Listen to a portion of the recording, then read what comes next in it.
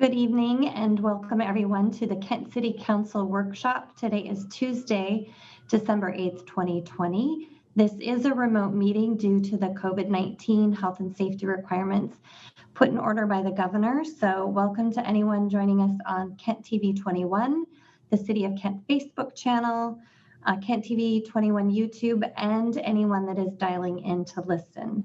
We have a full agenda for our workshop today, and we will get started with the first item, which is a discussion on park impact fees. So I'd like to welcome Brian Levenhagen, and then I believe you have some other people that you'll be introducing. So welcome. Thank you very much, Council President Troutner and council members and members of staff and public. I'm thrilled to be here tonight to talk about park impact fees. It's something we've talked about for a long time in the Parks Department. And so it's important to note, though, that this is just kind of an update on a study that's in progress. So, no final decisions have been made, and we're just kind of here as a checkup to kind of bring everyone up to speed on where we're at in the process, and then we're hoping to get some feedback on where we should go from here. So I think with that, I'll mention that our consultant, the FCS group, John Ghilarducci, Doug Gabbard, Doug Soderbeck are here, and they'll be sharing some of the findings from the study and the work they've been doing for us. And so I'll start by giving a quick little introduction on kind of how we got to the point where we decided to do a park impact fee study and a little more background. Next slide. So everything we do goes back to our main planning documents, and the 2016 Park and Open Space Plan really laid out a path for us to follow in the Parks Department. Main goals of that plan, again, quality public spaces, a performance-based approach to level of service, transformation of our park system through reinvestment, and then sustainable funding. We, again, at the time had a massive maintenance backlog, so it was really important to find a way to start funding our park system so that we can, again, stop basically having seen the decline in our park system. Next slide. So a big part of that plan transitioned our level of service from the number of acres divided by the population, which is a traditional LOS, which resulted in an emphasis on acquisition of more parkland to account for growth in a city. The idea that all parkland is equal, and that when you add parkland, you're adding basically level of service for parks and recreation. The new performance-based LOS took into account the fact that our parks were really falling apart and we didn't have adequate capital funding to reinvest in them. So it looked at the quality of the number of amenities, which we call the recreational value system of level of service, which changed our emphasis from acquisition to reinvesting, maintaining, and developing as a way to keep up with growth moving forward, and making sure that our level of service stayed at the same level for the residents of Kent. Next slide.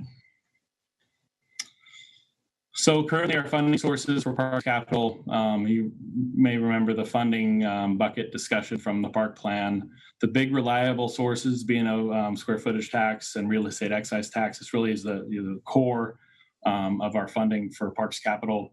Then you have those pebbles, those things that aren't as sustainable, but certainly provide a big boost in your efforts to build quality parks and accomplish projects.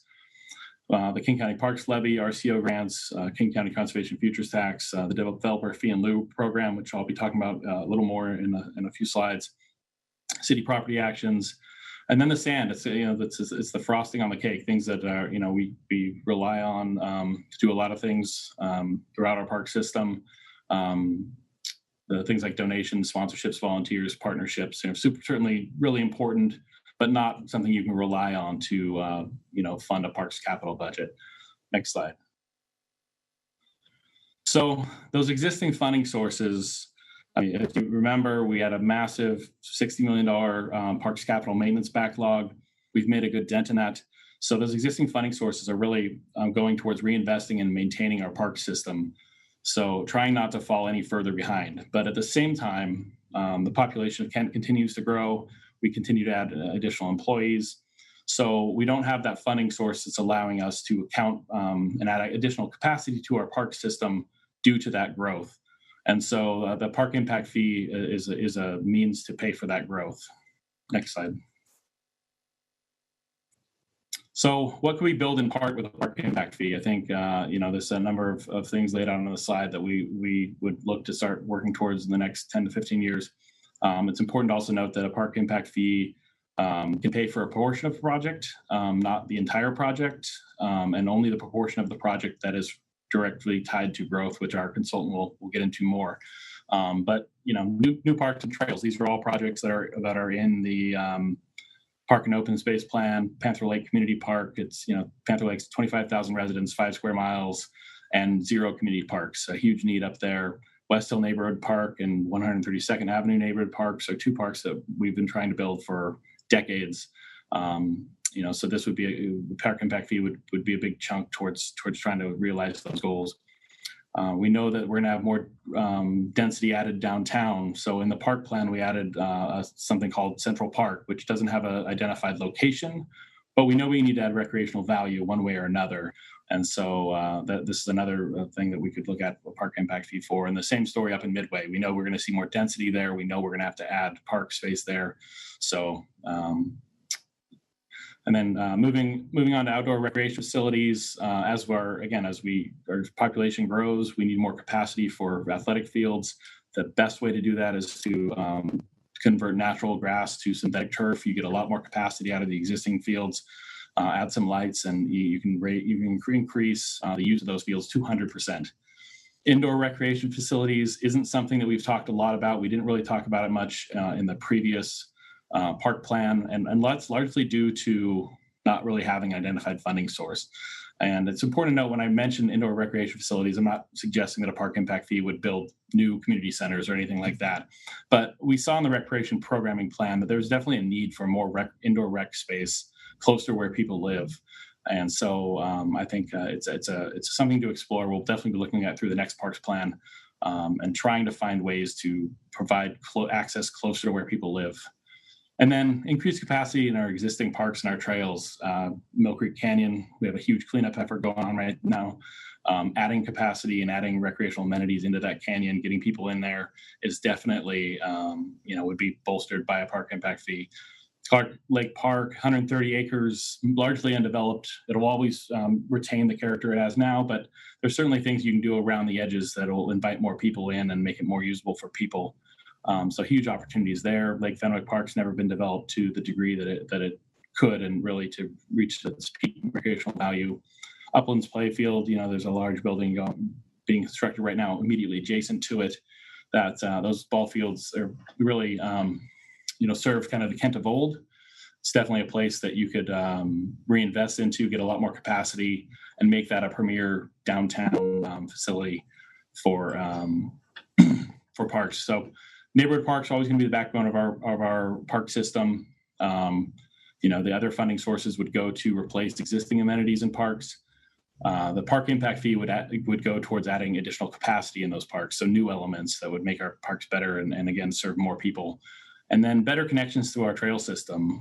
We have great trails here in Kent, and just trying to continue to add easier ways for people to access those trails and connect places where people want to go to the trail system, like things like downtown, an easy, nice, safe bike ride. The people that are attracted to riding on our trail system, these sort of trails, the 10-foot wide asphalt ribbon without a lot of traffic interaction. Anytime you have to get off of these trails onto a bike lane, it's a barrier. So, and then the pictures that I included here, just some national recreation trends and indoor field houses. They're something that's really popular across the country right now.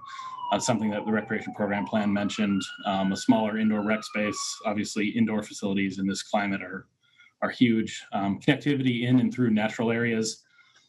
Great, the bridge like this, a great way to get people into more dense terrain and also protect the natural character of a site. Covered destination playgrounds, again, in our climate, having one central covered destination playground to bring kids to in bad weather would be huge. And then flexible event and rental space. And this, along with indoor field house, those are both good revenue generating ideas. So again, we saw in the rec program plan the need for more indoor and event space. So always something to look at. Next slide. So again, when you're doing a study like this, you want to make sure that you're aligning it with strategic goals and engagement. Again, the 2016 Park and Open Space Plan recommended park impact fees as a funding source for Parks Capital. The Rally the Valley Plan, the Kent Valley Industrial Subarea Plan, the implementation of park impact fees would help achieve 3 of the 4 plan goals. And I know park impact fees were discussed quite a bit through the engagement process of that plan. And then the comprehensive recreation program plan and then the action plan section had strategy 1B, explore the feasibility to create and utilize impact fees. And it's really these last 2 plans, when you have multiple plans made by different departments that both point at something as being a solution to goals for the city, it's always a good indicator that it's worth investing in taking the time to research and do the study. The Parks and Recreation Commission passed a motion supporting the establishment of a park impact fee at the November 2020 meeting. Again, it was just a generalized motion. They didn't recommend any sort of a funding level or anything like that. Just really broad, just something just generally support having a park impact fee. And Kent already has impact fees for traffic, fire in both school districts. And so parks is really the only impact fee that we don't have currently. I think growth impacts parks just like it impacts all these other things too. So next slide.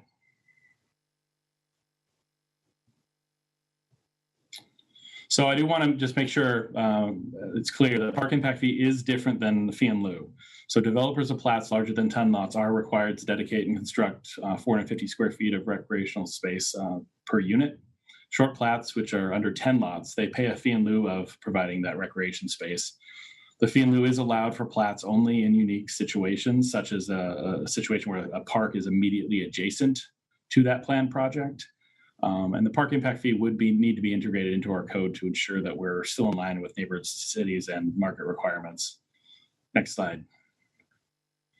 So as we work through this, I think if we decide to move forward with a park impact fee, we would pull back on the on-site recreation fee in lieu program. The current on-site recreation and fee in lieu amounts would factor into any staff recommendation for that final park impact fee amount. We did have a meeting already with the Masters Builders Association. I thought it went really well, and it was really good to hear their feedback and their experience with park impact fees in other jurisdictions. We will be following back up with them after we get a little further along the process if we do continue. And we're also happy to meet with any other interested stakeholder groups to give their feedback. Next slide. So with that, I will turn it over to our consultants from the FCS group, John, Doug, and Luke. They've been great to work with, so they'll be sharing the nuts and bolts of the study. So, thank you, Brian. I'm John Ghilarducci. I'm the principal on the project. I'll lead it off, and then we'll hear from Luke and then Doug. You can go to the next slide, please. The way we've laid this out, I'll give a little bit of background on just what an impact fee is and some of the rules that we follow very carefully in the RCW. Then Luke will walk us through the calculation framework and the math, essentially. And then Doug will wrap it up with a summary of the results and a comparison to some of your neighboring communities and their impact fees. Next slide, please. So what is an impact fee? Well, as most of you know, I'm sure, these are one-time fees paid at the time of new development by new development. So, and they're intended to represent a share of the facilities that will be needed to serve growth in that new development. So as you see in the bullets here, these payments, these impact fee payments, are a condition of development. They're not voluntary. They pay for those portions of planned projects which are needed to serve growth and development. So that's the growth share of planned parks projects. We can't exceed a proportionate share of those costs. And these only apply to new development. So already developed property out there, they don't have to pay impact fees unless they're redeveloping into something substantially larger. Next slide, please. So I mentioned the rules. The Growth Management Act is embodied in RCW 8202. One of the things you see here, one of the requirements is that there be a balance between impact fees and other sources of public funds. Brian went through some of the funding that's available for parks in Kent right now. So you've checked this box with your impact fees. They won't be relied upon solely to fund parks projects. Next slide, please. I mentioned that the system improvements or the portions of improvements that are funded by impact fees have to be reasonably related to new development. So if we're correcting existing deficiencies, we can't rely on impact fees to do that. These are all about providing additional recreational value that will serve growth. We can't exceed the proportionate share, growth's proportionate share of those costs, and the improvements must reasonably benefit new development. Next slide, please. Thank you.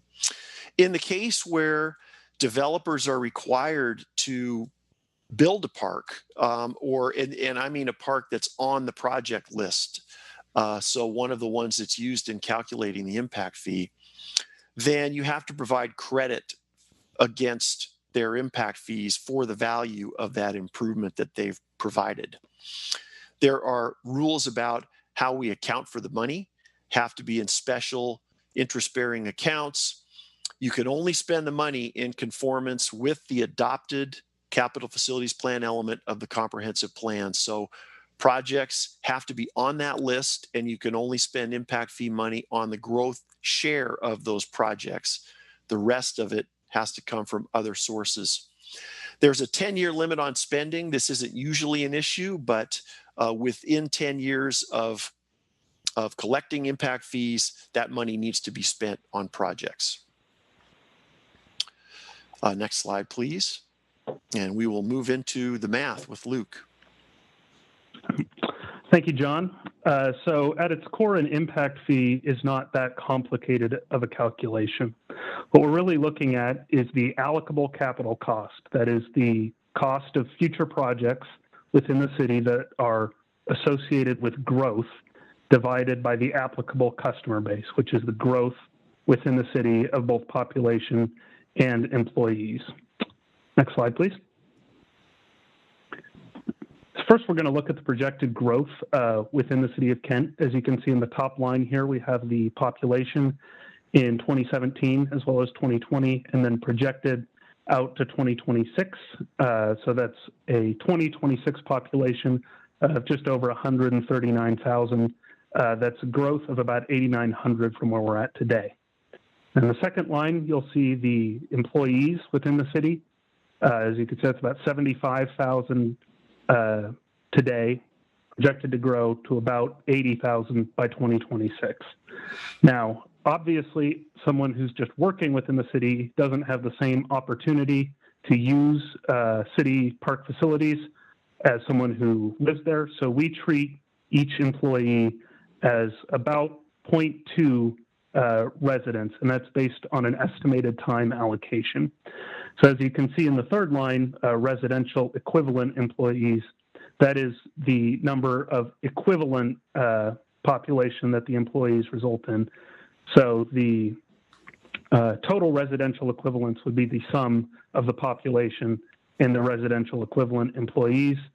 So as you can see down there in the total row, that's 146,567 today, and projected to grow out to 156,566, or a growth of 9,999 total residential equivalents. Okay. Next slide, please. So it is a little bit hard to read, but we have the growth benefit projects listed here. And these are projects that are adopted in the Park 6-year CIP, adopted in the 21-22 budget. And we have the total cost for each project and then the eligibility of that project. And what that eligibility percentage is varies depending on the project. So for example, the first line, Parks Land Acquisition, is 100% eligible because that's all going to serve growth. Now for other parks, it varies depending on the recreational value of each category that park is a part of. So for example, Brian mentioned community parks. Community parks would have a specific eligibility percentage based on the recreational value that is projected to be added across community parks throughout the city over that time frame.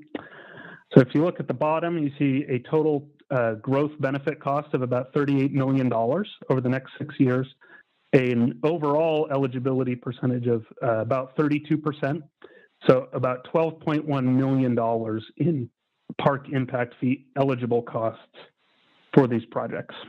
Next slide, please. We also have proportionate benefit projects. These are projects that are either ineligible for impact fees because they don't serve growth. So for example, the park's life cycle renovation, the gateway landscape renovation, or they serve the park system as a whole, in which case we're treating them as 6.39% eligible. That comes from the overall percentage of the population in 2026 that will be added between now and then.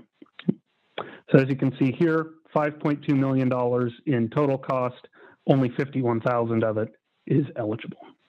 Next slide, please. So if you add those together, the proportional projects of 51,367 plus the 12.1 million in growth benefit projects divided by the 9,999 new residential equivalents, we come up with a provisional impact fee of $1,216 per residential equivalent. And I'm going to turn it over to Doug to talk about what that means in terms of an actual fee. Thanks, Luke. So on the next slide, we see what happens when we translate the per residential equivalent result into actual land uses, specifically residential land uses based upon census data, and non-residential land uses based upon employment density data. So for the residential land uses, we take the per residential equivalent fee and multiply that by the average occupancy per dwelling unit in those two categories. And this is specific census data for Kent, the Kent area, to come up with approximately $3,282 per dwelling unit for single family, $2,451 per dwelling unit for multifamily. For the remaining dwelling units, this is the commercial side of the fee, where what's driving the fee is the number of employees that are expected, being cranked down to that 0.2 of a resident, as Luke described earlier. And we realize that not every non-residential land use is populated by the same density of employees. And so we adjust for that with these different land uses, and we end up coming up with a different fee per square foot to reflect an average level of employment density for that type of building. Next slide, please.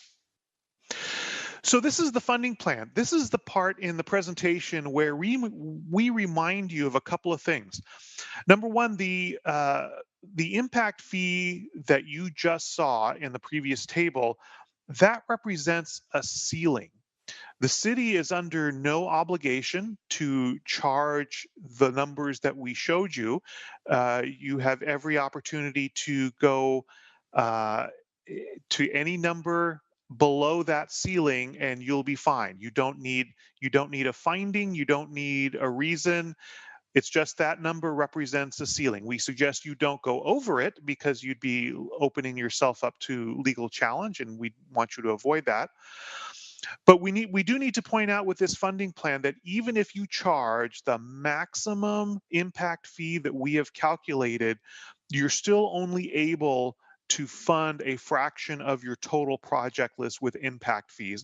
And sometimes that gets forgotten, and we just want to make sure that we continue to remind you. So your total project list is a little over $43 million. And if you charge the impact fee that we suggest, you're only going to raise about $12 million in impact fee revenue, which represents about 28% of your total capital improvement plan. So you'll still be needing to get another $31 million from other sources. And if you discount the impact fee to a level lower than what we calculated, that 31 million quickly becomes more that you'll have to get from another source. Next slide, please. We have created a comparison here for you to show, among other jurisdictions with park impact fees, where you would fall, and you've got yourself a nice entry level impact fee calculated for you. We did not include those jurisdictions that do not charge a parks impact fee, and there are a few of those, but just to keep things compact, we're only showing you the ones that do charge. And among those that do, most are greater than what we have calculated here. And now I think we're going to let Brian take us home. All right. Thank you, Doug. And thanks for walking through that. It's been certainly great to work with you guys on figuring all that out. And I've learned a ton through that process. And so next step. So I think, the biggest question is, should we continue, and, should we carry on with the study and move forward? And if we do, I think then we would need to work with ECD to review how a park impact fee could be worked into our current development code. And again, assess the current fee in lieu on-site recreation requirements and how they need to be rolled back in order to fit with a park impact fee. And then work with our consultant to refine the specifics of the park impact fee based on the feedback from City Council and city staff and stakeholders that we engage through the process. One thing that is time sensitive with the park impact fee is that we can only amend the comp plan once a year, and we are required to adopt the parks project list as an amendment to the comp plan. And there are a number of other elements that are time sensitive that also need to be included in that city comp plan amendment. And so that amendment is currently scheduled for February. So that is a schedule we would need to hit. But the key thing to remember there is that adopting a project list does not commit the city to a park impact fee. And then the plan would be to then come back to City Council for an update at a future workshop, and then we could make a decision, kind of basically present kind of what we've found out, and as we progress with setting the park impact fee, and then look to make a decision. So next slide. So with that, open up for questions. Thank you so much, Brian. Just to remind everyone, this is just information only at this point, but I am very anxious to hear what my colleagues have to say. I'm going to start with Councilmember Boyce, then Councilmember Michaud, followed by Larmer. Thank you, Madam President. Great presentation. I appreciate a lot of information here. I got a series of questions, so I'll try to put these together. I know, Brian, you said we talked to the Master Builder Association, and you say it kind of went well. I wonder if you can elaborate just a little bit more how well it went. And number two, who are some of the other stakeholders you think we need to talk to if we try to move forward this year? Well, we didn't present them anything specific. Again, it was just kind of an introductory conversation with them. And so, I think when I say it went well, obviously they work in lots of other jurisdictions that have park impact fees. They're used to the process. They understand it. They understand the justification for it. Park impact fees have been around for a number of years now. So, that's kind of something that they've been through. So it was a good discussion. I think the concerns with making sure that it fits in with our current requirements is key. To look at the on-site recreation requirements and the fee in lieu component of that. So that's definitely something that we'll do moving forward. But again, we didn't get into specifics with them. And are there other stakeholders you think besides MBA that would eventually need to be brought into the conversation? That was the one that was, I think, highlighted. Okay. So I don't have any others that currently lined up. And then my other question is around, we do a lot of work with the Kent School, right? We got a partnership with them and so on. And I'm assuming there may be opportunity for them to use some of the facility if we decide to go forward. So have we reached out to the school? Anything, just kind of talk about partnership, or how we can work together? I mean, can they be part of the solution as well too, or what? We've had a number of discussions with the school district over the years, and obviously we have a really good working relationship with them. We have an existing partnership agreement for use of their facilities. It's something that when we're going to next year, we're going to roll into starting to update our park and open space plan. And one of our goals for that is to re-engage with the school district and look for opportunities, I think, to work together on, what is obviously, land is getting harder and harder to come by. So it only makes sense to look at some of those school properties and there's, typically our facilities are used in the evenings and the weekends, whereas their facilities are more heavily used during the day. So there's a lot of opportunity there. And, something we've discussed over the years and we will continue to engage with them. And then my other question on the chart that you show with the growth benefit project and they talk about land acquisition. So when I think about land acquisition, I'm assuming we would, as a city, would assume some land. So how will the impact fee will be applied to that? Are we going to be assuming we don't charge impact fee to ourselves? I'm just trying to I just need you to explain that to me.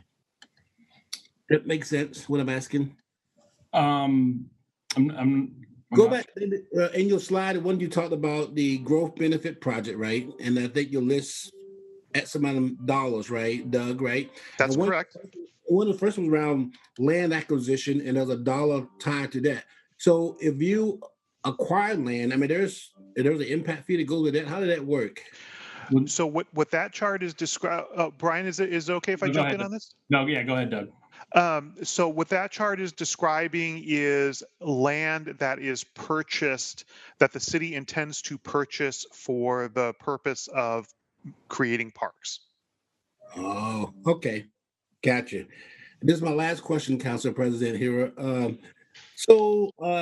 When we looked at the dollar value, right, you said we can't use it all at one time. You have to kind of use the impact fee along with something else, and it need to be on our capital improvement project list, right? So, for example, let's say if we generate $10 million from the impact fee, we got a whole list of projects. Let's say one project costs $6 million.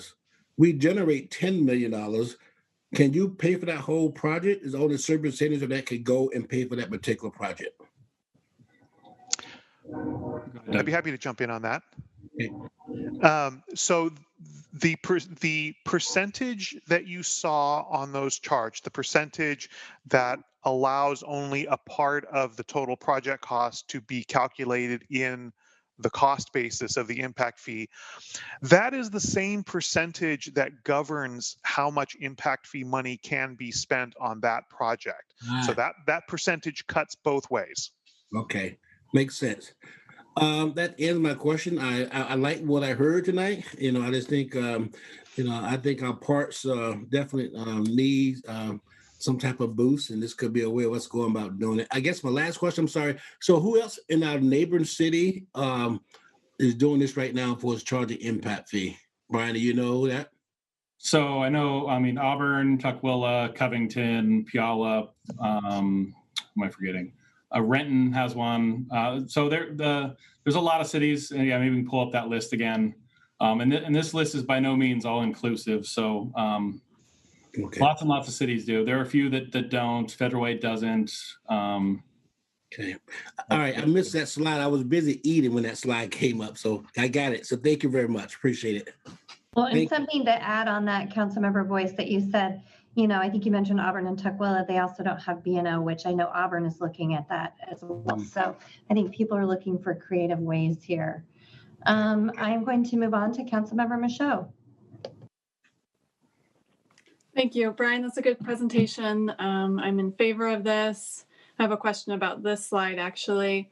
I noticed that we are at the bottom of this list, and I know you kind of explained why we couldn't go higher than this. I didn't quite understand it. Sure. So every park system is different. Every growth assumption is different. And so the number that we calculated for Kent is reflective of your project list, of your aspirations, of the kinds of parks that you want to develop.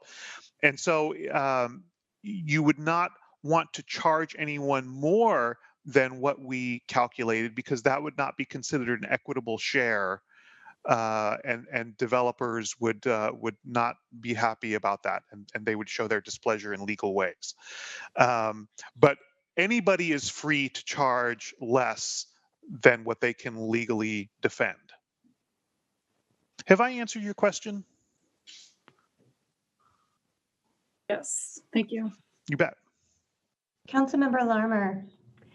Yeah, actually, I'm going to follow up on that because I had a question on this too, and I'm a little confused. So I'm going to say, no, you didn't answer my question or my understanding of it. So so what you're saying is, let's take, Renton, for example. We know that we have more people, more population than Renton. Are they charging a larger fee because they have a bigger project list? Is that where that difference comes from? That's entirely possible. So to remember back to the fraction analogy. So there's a numerator and a denominator. There is a cost basis, and that cost basis consists of, oh, wonderful, that's perfect. So that cost basis consists of the projects minus or multiplied by the degree to which they will serve growth, which is its own little calculation. And all of that gets divided by the amount of growth that is expected during the forecast period. So there are a number of moving parts. One thing that can happen is you can get a super aggressive project list that someone just wants to make their park system much bigger than it was before, but you find that because you don't meet that level of service now, you're having to cure a bunch of deficiencies before you can let park impact fees pay for anything, and so you don't get much use out of your park impact fees because of how aggressive you were. So there's a lot of policy decisions that go into how these numbers can move around. So it's really, all of that is just really an excuse to say it's impossible to answer your question as directly as you would like. Okay, I think I'm understanding the math a little more then. I can just jump in really quick. It's important to note too that we are using the project list from our adopted budget that does not have a park impact fee. So it's a weird little kind of a chicken and egg situation where we have to have a project list, and it only made sense to us to use our actual project list, right? And so this is something that as we go through the next park plan and approach next year's budget cycle, that if we do decide to adopt a park impact fee, we will then adjust accordingly. Okay. Now my next question is for Brian. I just want to make sure I'm clear. So we're suggesting that this would fully replace the fee in lieu program. I think there's more kind of investigation on that. We've been talking with our ECD colleagues, and I think at the end of the day, the goal is to not make it more burdensome. So, and just to make sure that it makes sense. I think the thing I do like about the fee in lieu program is it's more geographically specific. That parks are being built where growth is, or parks are being built or improved where the growth is happening. I think, if I look at this from an equity lens, I'm a little concerned that we could end up, a little lopsided in all of our improvement going to areas, outside where the most need is. So how do we have a plan for how to keep this, equitable, and how to make sure that we're serving all populations with this revenue source? I think that's definitely something that we'll look at moving forward, but we will know where all the park impact fees come from. So it is something that, generally, with the fee in lieu, like you said, we're required within a certain number, a certain area, right? But that's certainly something that moving forward, we would continue to look at. And again, you are trying to account for direct impact from growth. So it makes sense to direct those improvements to that area of the city. Okay, thank you. Councilmember Kaur. Thank you, Council President. Thank you, Brian, for bringing this.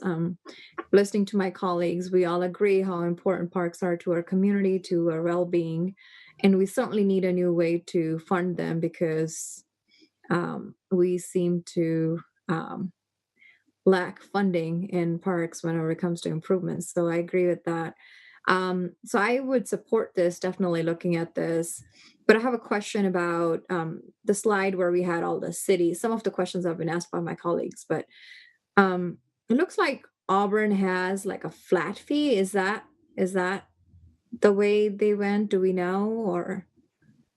Yeah, if John, you want to jump in? Yeah, that impact fee has been in place for some time.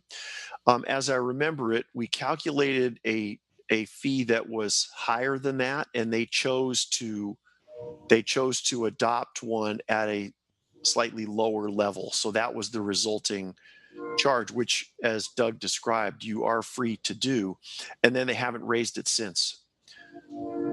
Okay. Thank you for answering that. So, Brian, like my colleagues already asked, we would probably have a different fee depending on the projects we have next year if we decide to adopt this. It's possible, and I think from talking to our consultant also, I think one of the things they shared with me is that it's not uncommon to have a lower park impact fee when you're in a similar position as we are with where we're kind of digging out of a capital maintenance backlog. And so it's something that I think we would gradually see that number come up, and then it would be up to us if we wanted to, raise the fee along with the max calculated fee allowed. So that would be, sorry, and that would be like next year thing or the following biennium, or? Yeah, so I think as we go through the park plan process, we could look at it next year. I think it's likely that it would be probably the year after that. But again, this is all just off the top of my head. So we'd have to look into that more to definitively nail down when we could look at that. Thank you. Councilmember Fincher. Thank you, Madam President. Would you please go back to the calculation slide?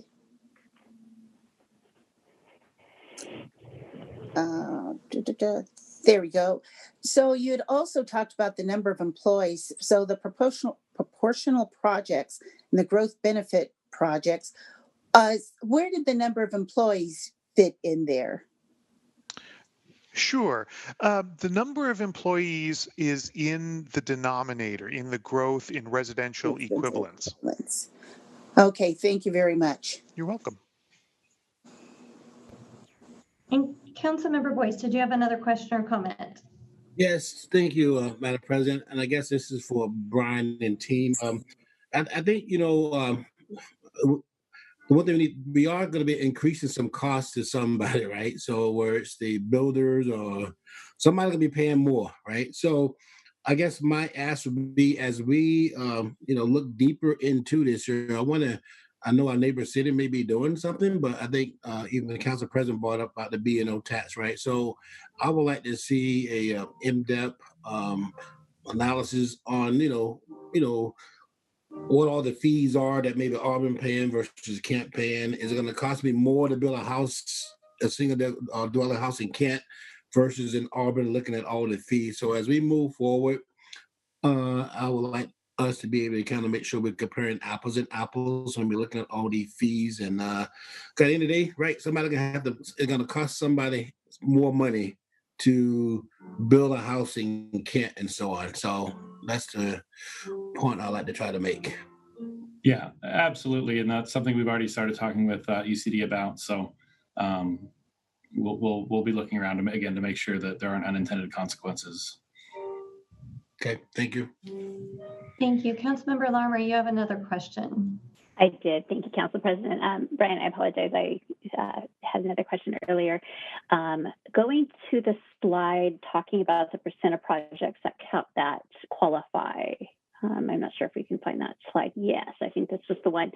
So Panther Lake Community Park, this is a brand new park serving an area where we do not have one. Why would that only be 8% and not 100? Because to me, that seems tied directly to growth. That's a great not question. Being served right now. So what you see here in that eligibility column are percentages that are based on categories as a whole. So we don't look at specific geographic areas. We look at the system, because we think that's the way a developer would look at it when they do their own calculation of is this thing really fair. That's how they're going to look at it.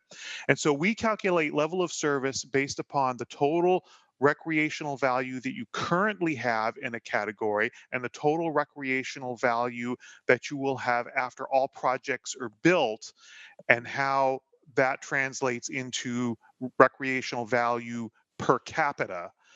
And that is how we determine eligibility, but not in the geographically specific way that you're suggesting. Yeah, and I think it's also important to note that some of these projects aren't the entire project. They're just like the first phase. And so they don't include the whole project cost. They don't include all of the recreational value that will be added by those projects. So, if you're just looking at this, it's misleading. It would end up being a higher number. Okay, thank you very much.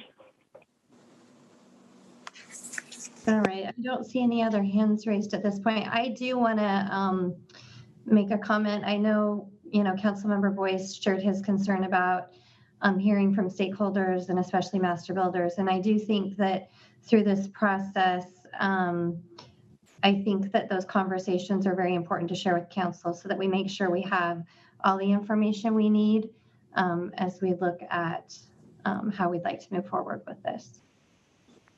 And I will reach out to ECD and talk about other stakeholders that we need to engage. So we'll be all over that. Perfect. Appreciate that. All right. Thank you so much for this information. We look forward to having you come back to us after the first of the year. Thank you so much. Thank you. Thank you. Okay, moving on in the agenda, we have a levy program update, and I believe Mike Mactutis is joining us. Yes, good evening, Council President Troutner, Mayor, Council members. Thank you for giving me the time to speak to you tonight. And I am going to be talking about focusing on the levees, but talking about all the things that are going on along the river. The Green River is being completely transformed year by year, and I'm guessing that, or estimating that within another 10 years, we would have spent, well, not we, but the region would have spent about $600 million on improvements along the river for flood protection and habitat. So I'll be going through those a little bit very quickly here. Next slide, please, Kim. So this is a vicinity map, and you've all seen this before. So I'll start at the upper end of the river. We have the Howard Hansen Dam. What's going on there right now is just started a 3-day workshop today, which will be going through alternatives for building fish passage at the dam. That project is probably going to be in the multiple hundreds of millions of dollars to get fish past the dam. The Corps of Engineers is required to have that done by 2030. So they're going through the alternatives now with the goal of having an alternative picked out by Thursday. So big step. The way it impacts the city directly is that is tied in as a requirement to our water supply as our partnership, through our partnership with Tacoma Public Utilities. So once that fish passage is completed, our water supply partnership with Tacoma is locked in. The agreement is all of the conditions are met. So going downstream, and I've talked to you this year about some of the changes at the USGS river gauge in Auburn, and I'll get into that a little bit further in the presentation. And then even further downstream at the Black River Pump Station, which comes out of Renton, right into, and it drains the local drainages in Kent, Springbrook Creek, Mill Creek, Garrison Creek. King County, funded by the Flood Control District, is in the process of completely rebuilding that pump station, which is 50 years old now. So replacing the motors, replacing the fish passage, as well as doing seismic retrofits. So that is going to be going on over the next 7 years to retrofit that pump station. Next slide, please.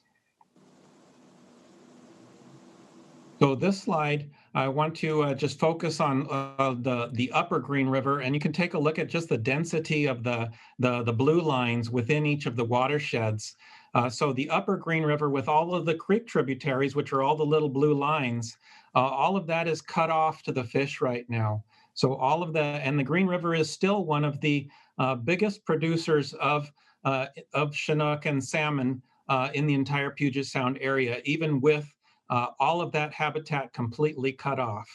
So that's just a good example of still the improvements that are going to be made once the fish passage at the Howard Hansen Dam is complete, which doesn't lessen any of the work we're doing down in the lower river, but it does it will give it put it all up on steroids, the amount of fish that are going to be produced in this watershed. So the Green River, as we've talked about previously, provides a lot of flood protection for the entire region. The levees do. So we have on the left, we have an example of one of the areas where the river has been set back, and there's a flood. You can see the white flood wall on the backside of the trail there, and this is up towards the north end of the city. And the trees that we've planted since that flood wall went in are coming in quite nicely now, and they'll be getting bigger and bigger by year. So we have over 100 million square feet of commercial and industrial space down in the valley, which is about 1/8 of the entire state's gross domestic product. So it is really the economic engine for the entire state. On the right side, we have an example of the residences in the area. This is the Lakes development, heavily protected by the levees. We have done some projects at the lakes, and there are over 20,000 residents down in the valley which are protected by the levees. Next slide, please. Recreation is a hugely important component of the work that we do. Recreation is a part of every project that goes on, whether it's flood protection or habitat. There's a recreation component. And these two pictures are examples of some of the ways that we have to balance the recreation and the habitat, especially the picture on the right. You can see where some of the trees, you have to really maintain those, otherwise they start encroaching into the trail. And then you deal with personal safety issues, as well as just the increased maintenance of having the vegetation so close to the trail. The picture on the left is the Riverbend Golf Course, and you have the fence that's been put up to protect people from the golf balls coming off the golf course. And then on the left side, you have the vegetation that's been planted that's doing very well in there. Next slide, please. The other component of the river is the habitat. We have 3 endangered species that come through our city. So we have a very good program that we can all be very proud of to enhance that habitat. And these are 2 examples of projects that have been done over the last 10 years. We have the Riverview Park on the left, and you can see there, as for recreation, you can see the footbridge that goes across the side channel that was put in there, and the vegetation doing very well. And then on the right side, a more recent project is the Lieber Homestead, which is a new back channel, which the salmon were using from the day that it opened. As soon as the water backed up in there off of the Green River and Mill Creek, Auburn, the fish were coming up there, and the trees are growing up to give them places to hide and have cool water. Next slide, please. We have the FEMA accreditation, which is a big component of what we're doing. So the mapped floodplain, aside from the real flood threat, we have a mapped floodplain, which we are working on completing the levees up to federal standards. So in the map that we have over there on the left, the areas that are blue and green along the right side of the levee, so the consecutive line all the way through the city, those are areas that meet the FEMA accreditation standard. The purple lines are areas that still need work. The 3 areas that need work on the right bank are Lower Russell Levee, Signature Point Levee, and then the Milwaukee 2 Levee. And I'll talk about each of those because all of those are in very active states right now, being funded by mainly by the Flood Control District, but also with some of the city's stormwater utility funding.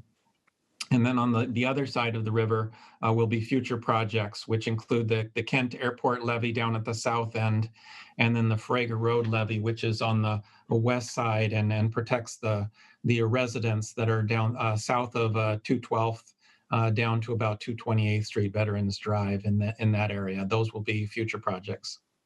Next slide, Kim. Thank you. I want to just, I'm not going to go through all of these, but the pictures are examples of a couple of the slides that have been completed. There's been about $70 million of state flood control district as well as city utility money, which has been put into improvements. And so there have been a significant improvements over the last 10 to 12 years in the levees. They're in much better shape than they were. The picture that's in the center of the top is at the Briscoe levee, and you can see where we've set the levee back, gave it a more shallow slope so it's more stable, and then put the flood wall, and those piles that you see, kind of the corrugated piles, those go down about 40 feet into the ground. So they're very secure. Even if there's a massive levee failure, if something happens with the slope on the front, those will still be stable.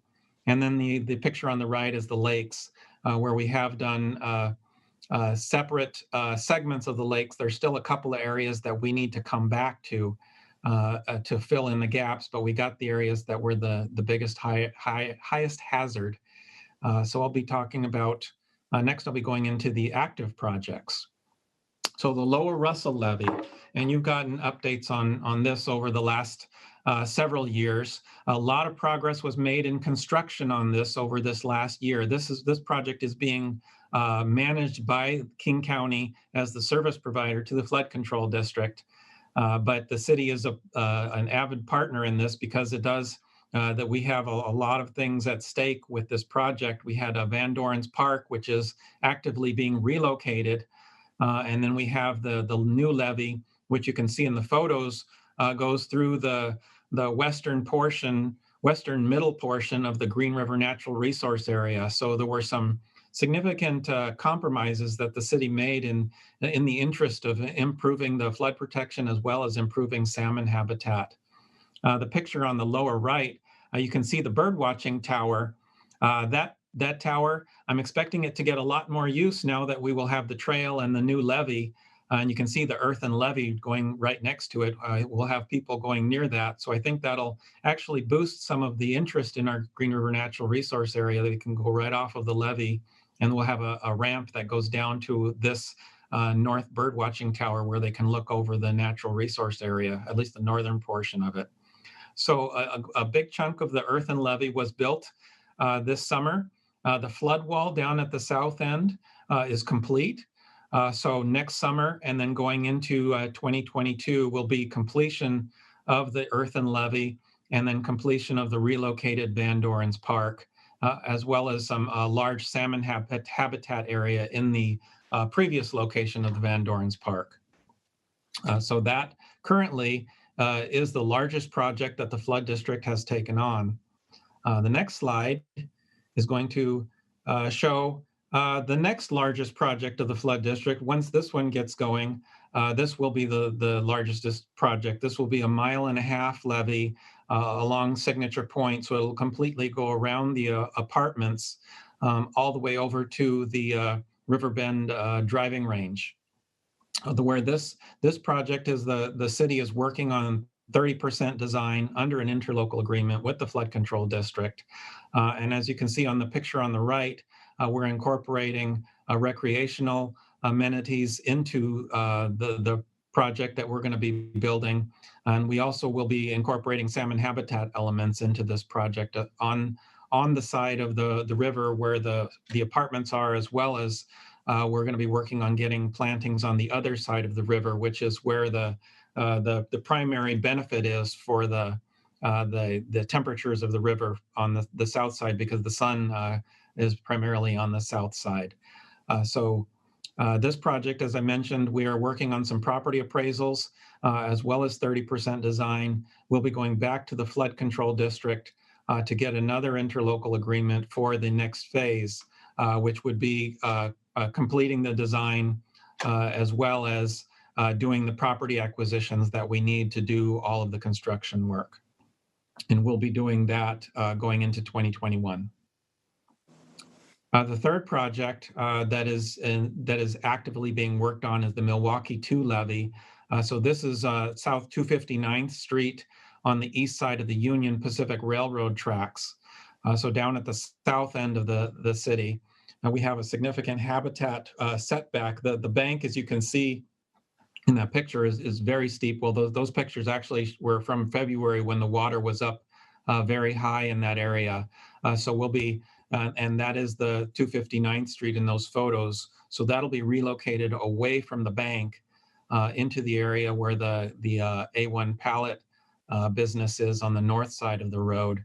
And then that bank will be excavated out into a habitat channel, which will create flood storage to serve as a kind of a relief valve for the river for flood water as well as for salmon habitat. We are in the property acquisition stage of that now. We have purchased the Skyway towing business, which in that top picture, you can see it off at the top left part of the property. You can see some cars parked in there. Those are all gone. The city owns that property now and is being reimbursed for that purchase from the flood control district. And then we are working on acquiring the pallet business also. So the next stage is going into the further into design, which we will be working on negotiating an ILA with the flood control district to go into design early in 2021. Next slide, please. So going into the habitat, so this is the Downey Farmstead. This is, and you can see the driving range, the Kent driving range just on the other side of the river. So off to the right side of some of these photos, upper right. The picture on the right is the existing condition. We were able to do another phase of construction of excavation on this last summer. And you can start seeing we got down to where the design level is for that side channel off of the river. So you can start seeing some of the meanders are starting to form in there. We are in a good place to get grant money to complete this project. We applied for 2 grants through the state. The grant process lasted through the summer and into the fall. And we were ranked pretty highly for the Floodplains by Design grant and also with Puget Sound Acquisition and Restoration large capacity grants. So the next step on those and the amount applied for on each one was $4 million, which is what we need to complete the construction, connect all of the side channels. But where that is now is as I'm sure you know, the governor's budget is going to be coming out here within another week to week and a half, I believe. So we'll see where those grant projects are funded in there, and we'll be working with the state legislature to try and get this project completed. The next slide shows just a couple of artist renderings, as well as the picture on the left shows some of the side channels that still need to be excavated in. So we've got different heights of side channels, so the fish can use the side channels through a wide variety of flows.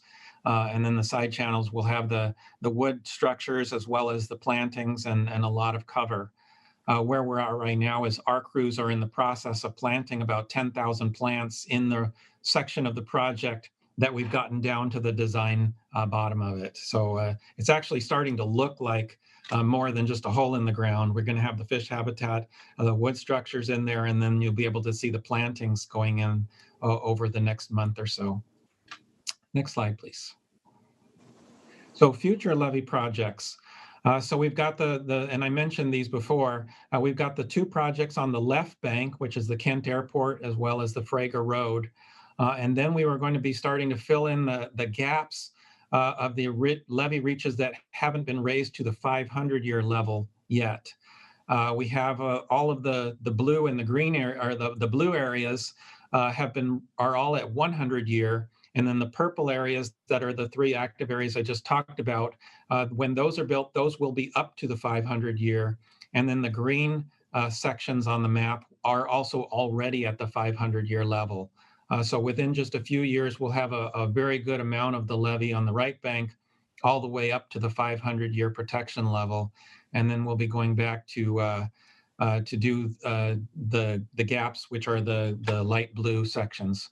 And then also, there's always some projects to respond to flood damage. And I'll be talking about some of the flood damage that happened in February, which the Flood District and the Corps of Engineers are working on doing repairs. They already have project designs in progress to do those repairs. Next slide, please. And we also have a lot of future habitat projects coming up. The Water Resource Inventory Area 9, RIA 9, is in the process of updating the salmon habitat plan, which the city has adopted. We adopted the 2005 version as well as the 2015 update. The 2020 will update, which will be adopted, which will be coming to you in 2021, will be a much more comprehensive update of the projects and the policies and the programs. And that is out for public review right now. It'll be available for the city. Staff has been involved in preparing this, and we will be involved in commenting on it also as it goes through the public review into late January, and then it'll be going back to the RIA 9 forum in late February or early March. And next slide, please. So now I'll be talking to you just a little bit more about the progress that we've made since the February 2020 storm event. I've given you updates on that or briefings on that over this year. There was a significant amount of rain from that storm event, and it was so there were some wrinkles to that we've been dealing with through the year. So next slide, please. So a couple of the things that I mentioned, some of the levee damages. These pictures are from an area up in Tukwila, up near you can see on the picture on the right is the wood pedestrian bridge that's up near 180th Street. So right off of West Valley Highway, there was a piece of the levee which slumped in that area. If you get a lot of dirt built up over the years, and then the water comes up and saturates it, and then if the water drops too quickly, it drags the dirt down with it because it's just saturated. So you need to go in there and rebuild that, take the extra dirt out that slumped, and slope it back. So the Corps of Engineers is working on a project for this to repair this through its what it's called Public Law 84-99, the Public Levee Rehabilitation Program, where they pay for most of the repair, and then the Flood Control District, as the local sponsor, pays for the rest. The Flood District in this area is looking at potentially taking this all the way up to the 500-year flood level. So this was an area that the city looked at, but we did not do work on because it did meet federal standards, but now it's going to be repaired as well as potentially taken up to a 500-year standard. So that may fill in one of the gaps that we wouldn't have to go back to in the future. A couple of the other areas that had damage, one is the McCoy levee. That's the picture on the lower left. That is just upstream of the Milwaukee 2 levee that I talked about, right off of 259th down at the south end. So that one, the city already did a setback levee in that area. So there's already a levee that protects the city. There is still a PSC gas regulating station, which you can see in that photo, which is still at risk. And the Corps of Engineers is working with King County as the local sponsor to do a levee, or what they call a ring dike. So just to set a levee around that one piece of property. The other two photos are the Frager Road levee, and you can see the homes in the background on that top photo. And then the bottom one is the Lower Russell levee, which has now been, it has a levee behind it, which was the Lower Russell project that I talked about earlier. So the Auburn gauge flow rating curve, and I've talked to you about this before also. This is an update. So we have worked with the USGS on the changes that they made earlier this year during the February 7th, 8th storm event. They adjusted the flow rating curve to make the water about a foot higher. So what you see in the pictures were areas that we saw the highest amount of water, along West Valley Highway, near Washington Avenue, in a couple of places, as well as along 259th Street. So they said the river was behaving differently down in Auburn. They adjusted the curve so that the water, the same amount of flow is actually flowing higher. The flows that we saw, the river elevations that we saw in February were actually the highest elevations that we've seen on the river since before the dam was built, since Howard Hansen Dam was built in 1962. So that is something that we are working with the USGS. They're going to reevaluate the gauge as soon as we get another high water event. So they said that they will have staff out there to take another look, because we do not believe that that was a permanent situation, whatever they did see in February. So we're working with them on that. Next slide. So I'm going to be talking just about some of our winter preparations that we do on a standard basis. So we have a number of partners that we deal with throughout the winter.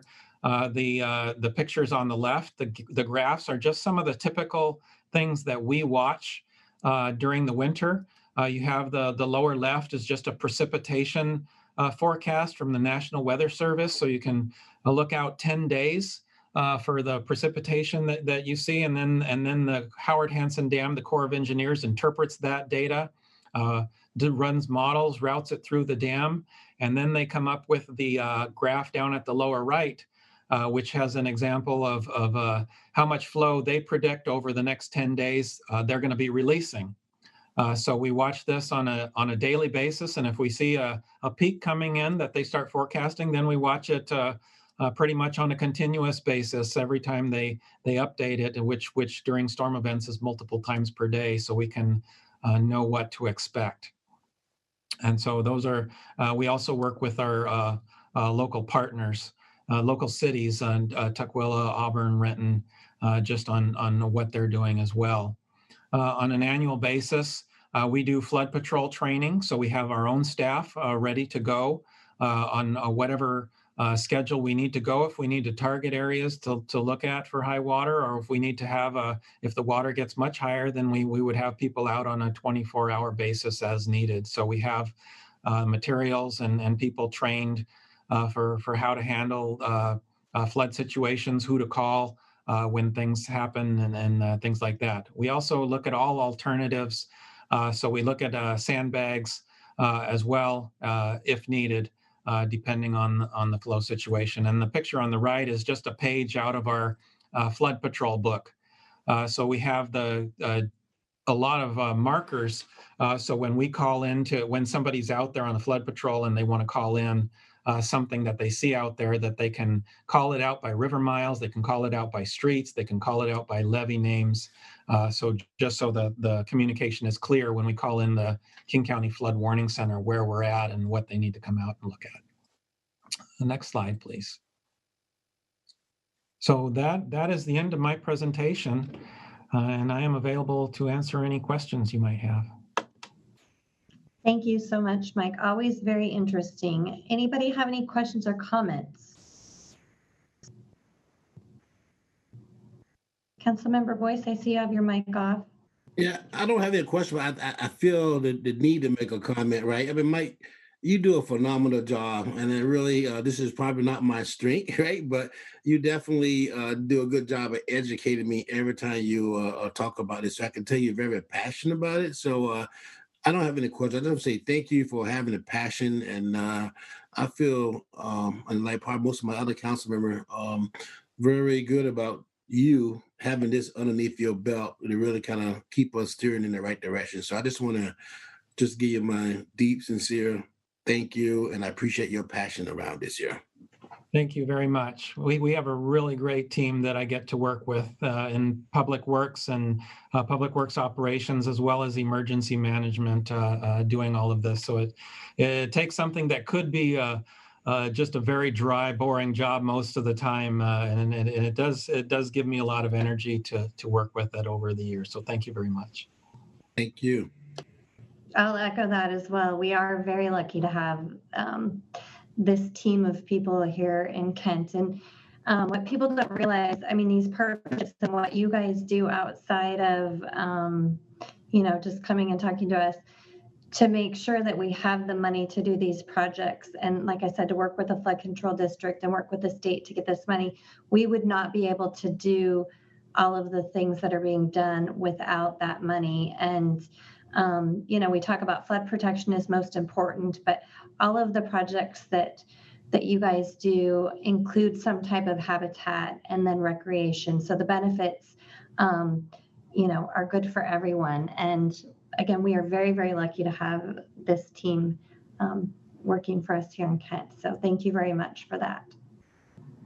Thank you. And anybody else have anything? All right, well, let's cross our fingers and let's hope that that the river stays at a good level for this winter season. I'm not sure if you know or hear of what's supposed to be happening, but let's cross our fingers. I agree. Okay, thank you very much, everybody. This brings us to the end of our workshop agenda. And like I said, the last one for this year. So thanks everybody for joining us.